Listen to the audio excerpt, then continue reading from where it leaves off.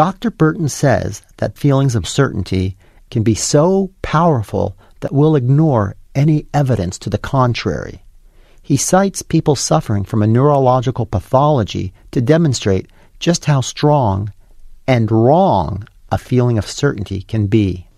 A good example would be taking a patient who developed an encephalitis, and she had the very firm belief that she was dead, and yet it was obvious that she was alive. And so I remember asking her, well, if you think you're dead, take your pulse. And she took her pulse, and she had a pulse, and so I said, well, what can you conclude from that? She said, well, I'll have to conclude that dead people have a pulse. And I said, well, you know that's not so. And she said, yes, I know, but my feeling that I am dead is stronger than any other feeling that I have presently, and I believe it to be true. And what you realized was that there was something that overcame her that gave her a stronger sense of belief in something that she knew to be wrong. In the past, people have referred to this as cognitive dissonance. You hold an opinion that goes against something else you know to be true, against overwhelming contrary evidence.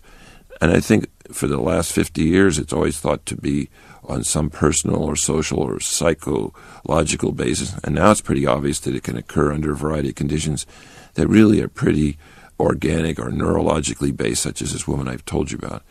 And all of that really gave me finally the conclusion that we do have a separate mental mechanism, call it a feeling state, that colors the thoughts, feels like a thought, but isn't a thought, and it gives us a sense of conviction. So this feeling of knowing is the linchpin of what creates moral decisions from being open-ended. I think this is right, but I can understand alternative opinions, versus this is the way it should be. And I find that bothersome personally. I'm wondering, are you suggesting we can't have moral certainty about anything, that anything goes, that moral certainty in itself is an impossibility? And what are the implications of that then? Well, the implications of less than complete moral certainty is that you would have, hopefully, greater acceptance of other moral viewpoints. Then you're in a situation where you could say, okay, if we all have different moral viewpoints, is there a way that we can work out our differences? Sometimes there can't be. And my innate pessimism about this is that it may be that we each have to go our own way.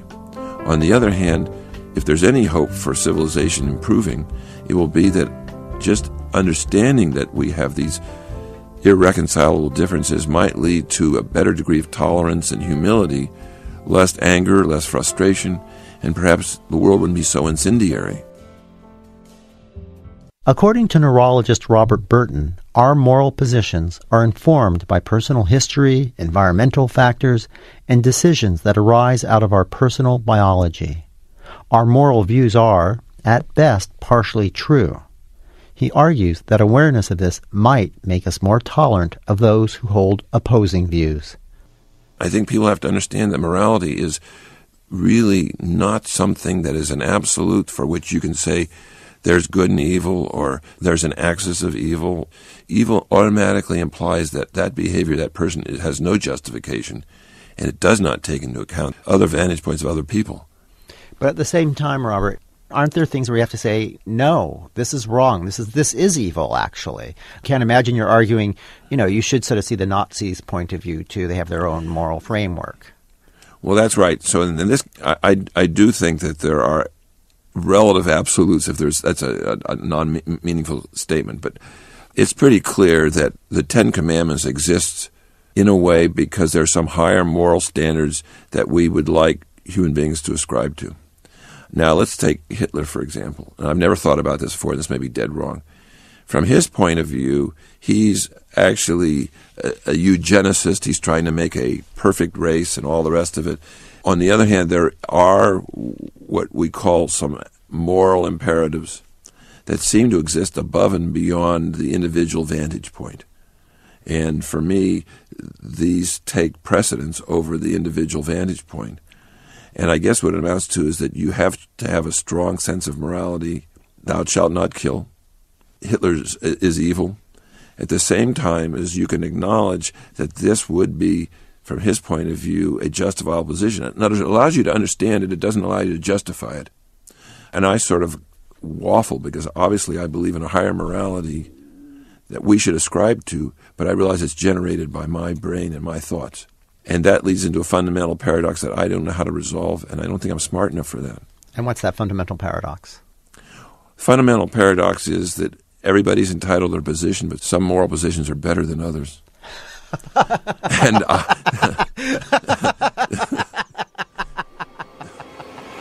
it is a paradox I suspect we all struggle with. On the one hand, we know that being open to different views helps us to develop more nuanced and thoughtful responses to the moral challenges we all face. However, if no one ever had strong moral convictions, we'd very well still have slavery. Women wouldn't be allowed to vote, and homosexuality would still be against the law. It's certainly true that none of us has the whole picture on any subject. People would more or less accept that if you were talking about scientific truth. Oh, sure, no one would think that they knew every scientific truth that there is. But when it comes to morality, people's reaction is very different. Susan Dimick is a professor of moral philosophy at York University in Toronto. People do think they know moral truths, and it's important that they think that. It's important that we actually have moral convictions.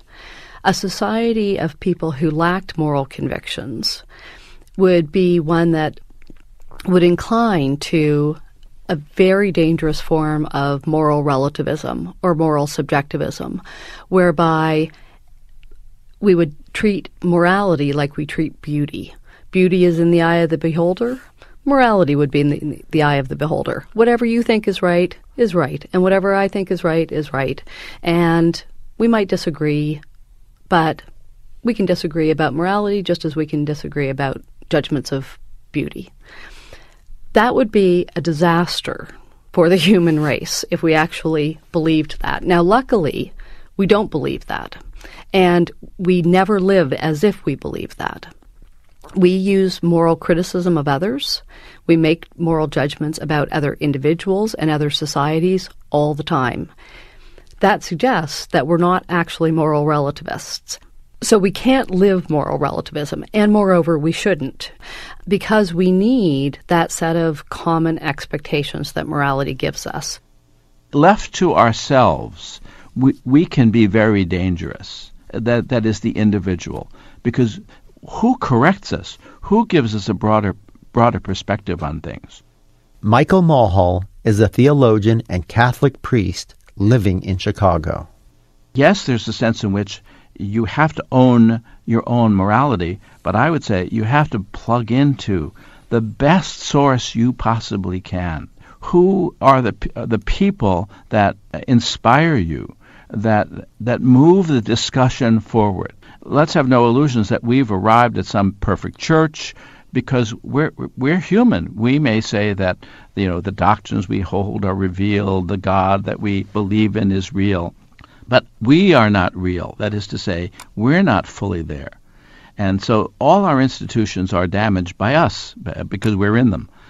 But on the other hand, we don't have any better way of doing this. So we can look out there and say we should go into moral autonomy. Everybody has to decide for himself. In the book of Samuel, it's talking about the judges in Israel, and it says, wisdom was uncertain. The word of God fell to the ground, and everybody did what they thought best. And that was not a compliment. That was a sense of this is how bad things had gotten. When everybody has to decide for themselves what they ought to do, society, the world, is not in a very good state. A society where everyone did as they pleased would be intolerable.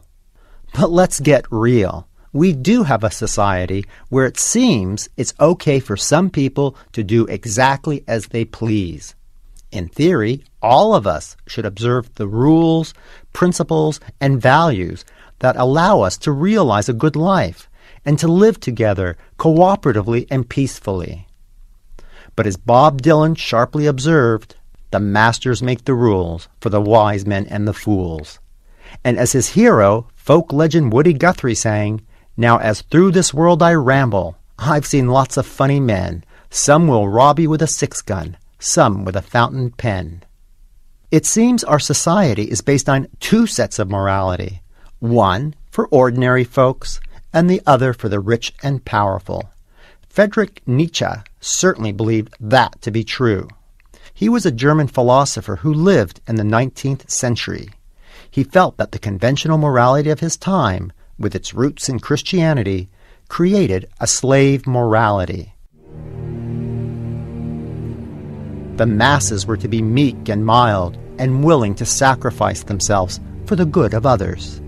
On the other hand, there was the master morality. The capacity to be cruel, aggressive, and deceptive was necessary for those wanting to rule and lead the herd. For Nietzsche, it was all about power. Quote, "All things are subject to interpretation. Whichever interpretation prevails at a given time is a function of power and not truth." He proclaimed, "God is dead." In other words, there is no source of absolute morality.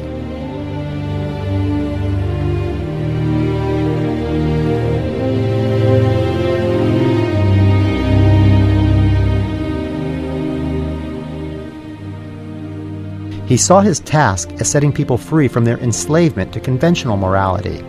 Individuals who had the courage to break loose would discover the true source of morality within themselves.